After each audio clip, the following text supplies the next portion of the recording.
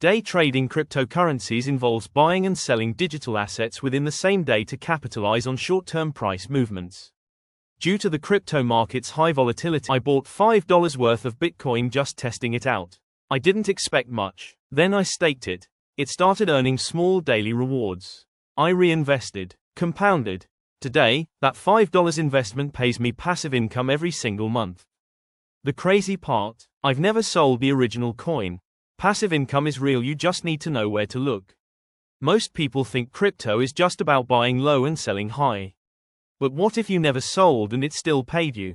Let me explain steps. 1. The crypto I bought Bitcoin. 2. Why I chose its staking rewards, stable protocol. 3. How I staked it, tools used like Ledger, Binance, or Kepler 4. How much I earn, share actual numbers or percentages. 5. The power of compounding, reinvesting the rewards. 6. Risks to know, volatility, slashing, lockup periods. Risk management tips for crypto day trading. 1.